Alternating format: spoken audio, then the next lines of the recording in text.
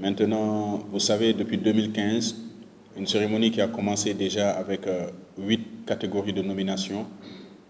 Nous sommes 2016 aujourd'hui, on est à 12 catégories, 11 pour être exact. Voilà, parce que le 12e catégorie, ce n'est pas une catégorie qui est en compétition, c'est une catégorie, maintenant, c'est discuter entre le comité d'organisation, les jurys et les animateurs. Nous avons voté, moi, catégorie révélation. Mais jusque-là, chaque fois, nous avons catégorie on en discute à l'interne, mais ce n'est pas autant aussi une raison, il y a des gens qui nous approchent tout le temps, catégorie B, il y en a qui nous appellent pour dire la catégorie photographe, la catégorie meilleur designer, la catégorie meilleur album cover. Je pense que c'est des choses, même dans les plus grandes cérémonies, au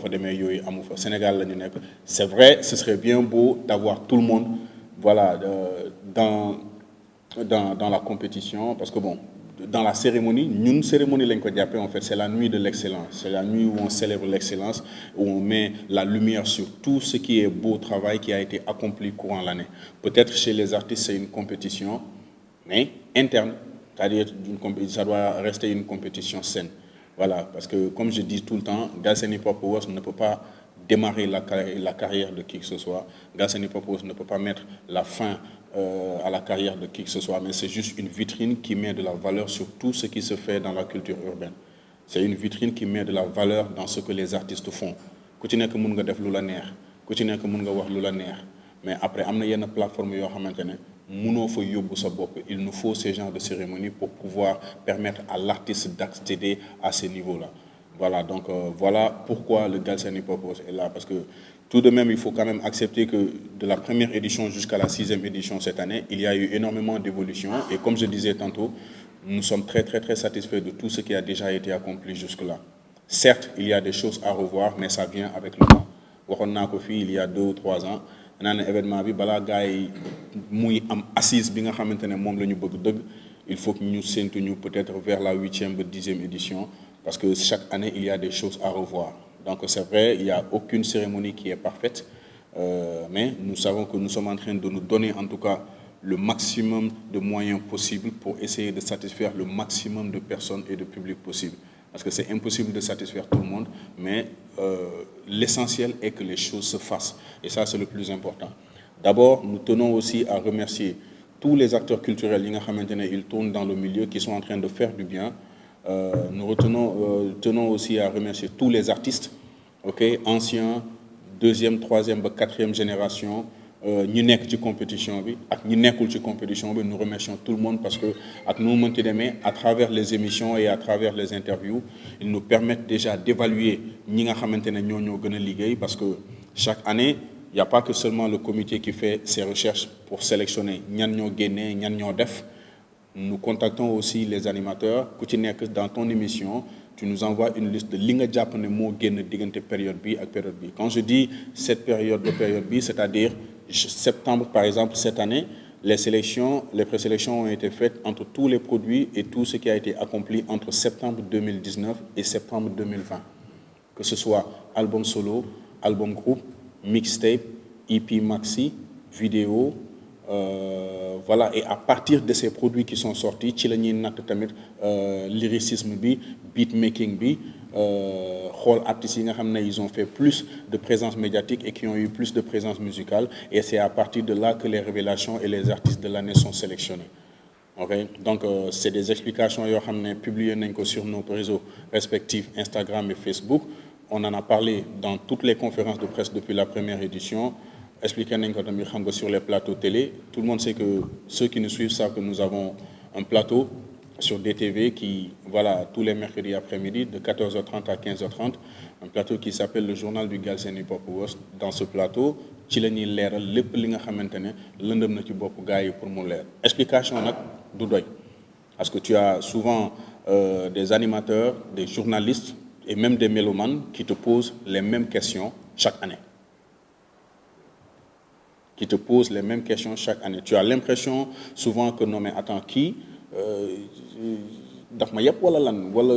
bopp bi nekku fi wala lan c'est pas pour leur manquer de respect, c'est-à-dire c'est souvent quand même embêtant de voilà répondre aux mêmes questions chaque année. Nous sommes la 6e édition.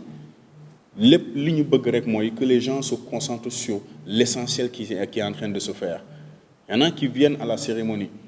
Tu vois carrément que, voilà, ici, il y a énormément d'efforts. Tu vois le nombre de ressources humaines qu'il faut nekk. Boo ñëwee faut que fekk fa xam nga taar bi fa nekk ci comment les hôtesses sont habillées avec tea events, comment le tapis rouge a été organisé, comment la bâche reçoit des personnalités, des ministres, des ambassadeurs, des directeurs de grandes sociétés qui viennent assister à cette cérémonie parce que la culture urbaine mooy la seule culture bi nga xamante ne toute la jeunesse du monde l'a en commun. Foo mënti dem le hip-hop est présent.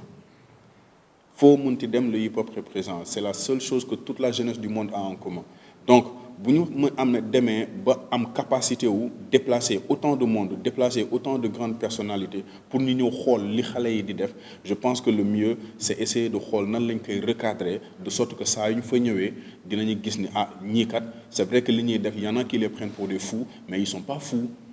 Tu vois, ils sont pas fous. Nous avons des rappeurs entertainers mooy ñi nga xamante ne xam nga voilà c'est dans le but de faire plaisir à ceux qui écoutent de la musique pour écouter de la bonne musique, danser et se divertir. Nous avons des artistes activistes ñi nga xamante ne dëgg la c'est des artistes, ils se font plaisir pour l'amour de la culture mais aussi ils sont aussi du côté du peuple dañuy waxal askan wi. OK, am na ñoo xamante ne dañuy nekk fii pas pour askan wi, pas pour se divertir mais pour conscientiser le peuple en tant que tel. Moo tax souvent c'est da ngay assister ci yenn débat yi ñu naan la non qui est le meilleur rappeur de tel, qui est le meilleur rappeur de tel, mais qui est le meilleur rappeur de tel basé sur quoi? Parce que genre choix yooyu boo koy def tout le temps il y a toujours et forcément des critères sur quoi il faut se baser pour définir tant. Donc voilà pourquoi si on revient par exemple sur les critères du Galsen Hip Hop Awards, comme je disais tantôt, chaque année on te pose la même question. C'est vrai, communication du doy, il faut toujours revenir là-dessus jusqu'à ce que ce soit ancré dans la tête de tout le monde. Donc on fait de notre mieux mais duñu taille. Si toutefois les questions reviennent tout le temps, les réponses vont toujours revenir aussi. OK, donc bu fekkee loolu en tout cas mooy dal xelu nit ñi. Léegi nag il y a souvent on vient te dire oui pourquoi tel artiste s'est retiré wala lan moo tax kii di kii. Ça c'est des questions auxquelles nous on ne peut pas répondre parce que si l'artiste nous envoie un mail ou un texto pour dire que je ne veux plus participer wala je ne veux pas participer cette année pour des raisons personnelles, ces raisons sont personnelles donc c'est pas à nous de répondre à ces questions. C'est pas à nous de répondre à ces questions. Donc jusque pour que gars yi xam que nous avons ouvert cette cérémonie, c'est pour tout le monde. Ancien, nouveau, deuxième, troisième, quatrième, c'est pour tout le monde. Xañuñu kenn événement bi tëjuñu buntu yi ku génnee produit di nga bokk. Juste pour souligner un truc boo xamante ne barki démb rek y a un animateur bi ma ko doon laaj pourquoi tel y a un artiste qui s'est retiré, je ne veux pas dire de nom mais j'espère qu'ils se reconnaîtront, c'est-à-dire pourquoi ces artistes se retirent. Parce que il faut aussi comprendre une chose,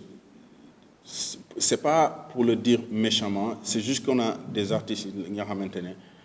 c'est peut-être la compétition qui les dérange, ils se contentent tout juste de je suis numéro 1, je suis numéro 1. Mais tu es numéro 1 dépendant de selon qui, selon quoi? Parce que ni ngay génnewee sa produit ñëpp kontaan ci keneen tamit noonu lay génnewee produit ñëpp kontaan ci ni ngay génnee sa album say fans jëndi ko keneen tamit noonu lay génnee album ay fansam jëndi ko ni ngay defee sa clip ne mu foog ne moo dàq keneen tamit bu taxaw fi leen sama clip moo dàq. Galsen Hip Hop Awards est là pour ça. Nous avons des jurys qualifiés, des jurys yi nga xamante ne bu ñu waxee doo ci teg baat. C'est vrai que certains des résultats ne peuvent pas satisfaire tout le monde. ñoom ci seen bopp léeg-léeg xam nga ay waxtaan yu metti la balaa ñuy am sax résultat final. Donc les questions qui se posent c'est des questions qui vont toujours se poser parce que c'est ça mooy li nga xamante ne dafa bokk ci riiru Galsen Hip Hop Awards parce que niveau boobu la ñu toll. dafa bokk ci riir bi léegi nag ñu ni génn parce que je ne vois pas un artiste boo xamante ne tu ne pourras jamais dire à un animateur bul teg sama son. doo wax télé yi bul teg sama clip doo tere benn chroniqueur bul wax ci man wala bul wax ci sama produit événement bi bu ñëwee nga ne dindi leen ma ci je ne comprends pas mais bon je pense que mooy li ma wax rek xam nga ci dafa bokk ci riir bi et voilà il va certainement arriver à un moment où il faudra forcément participer parce que yaa ko moom say morom yëpp bu ñu fi nekk ba pare te yow nekkoo fi ça n'a pas de sens tes fans veulent te voir le public hip-hop veut te voir donc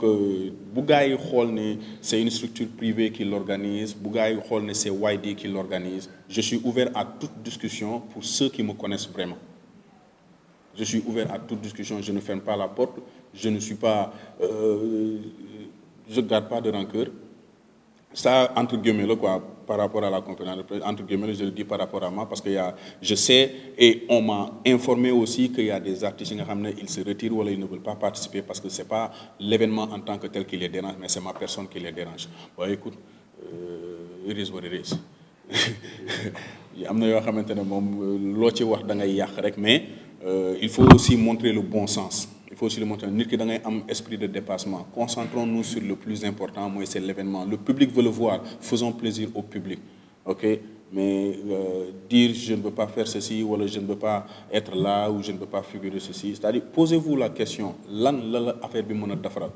forcément c'est pas une question d'argent yaa ngi dëgg la ñun ñëpp on travaille pour de l'argent mais am na yenn reconnaissance yoo xamante ne xaalis mënu ko jënd tey boo toogee nga jël sa CV bind ci ok telle année wax ma la gagné naa de mais je suis nominé dans telle catégorie à telle année loolu xaalis mënu ko jënd et on le fait chaque année si on décide aujourd'hui de nous ouvrir à la sous-région africaine déwén incha allah kooku c'est juste pour dire que ok parce que jeunes yi léegi ñu ci ëpp on essaie d'être international je pense qu'il faut se poser la question déjà le mot lan mooy international c'est quoi je veux être international posez-vous cette question parce que jeunes yi ñu bëri ñu ngi koy wax léegi man bëggatuma yem Sénégal dama bëgg a génn te pourtant Sénégal fii am na loo xam ne amoo ko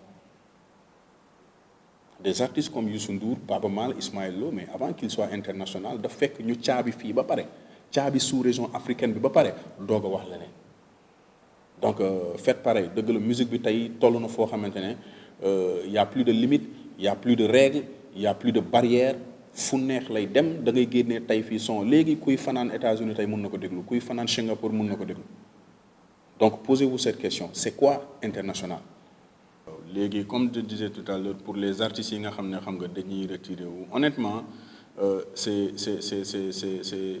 question de principe là hein. Chacun ku ci nekk am na nooy liggéeyee mais je pense que koo xamante ne approché nga ko dans le respect et la considération bu fekkee ku mënu la woo directement wala mu xool neneen nu mu lay approché sax xam nga face to face mais ci ay message lañ lay waxee ni c'est pour des raisons personnelles ñoo xam ne nekkul sax ñoom ñoo la koy wax dañuy yóndee ñu wax ak yow par message te ñi ñuy yónni ñooñu yow xamoo leen yoroo sax sa numéro man c'est très difficile pour man wala qui que ce soit de l'organisation jege kooku naan damay jéem a xam lan moo tax bëggul bokk xam nga lan moo tax bu fekkee am na loo xamante ne ñoom comprendre ñu ko c'est à eux de poser des questions mais ñoo xamante ne yow expliquer nga lépp comme je l'ai dit amul ban rajo laa fi demul pour expliquer comment ça se passe amul télé bu ma feeñul pour expliquer comment ça se passe def nañ fi conférence de presse chaque année ñu def ko détailler lépp lu ñu war a détailler est-ce que yaa ngi dégg on a un plateau boo xamante ne foofu la ñuy waxee lépp kon bu fekkee am na ñun question yu ñuy daw yaakaar naa daw nañ ko bu yàgg mais on n'a jamais qui que ce soit de l'organisation musuñu bañ benn question boo xamante ne laaj nañu ko ñu ne duñ ci tontu on a répondu à toutes les questions lépp li nga xam ne lëndëm na ci bopp gars yi leeral nañ ko léegi ci kaw loolu yëpp ku ne bëggul bokk da nga koy bàyyi rek mu dem waaw non préjudice bi comme tu dis xam nga chaque année xam nga on voit des artistes qui se retirent des artistes qui se retirent yow ñaata ça n'empêche pas la continuité déjà de l'événement ça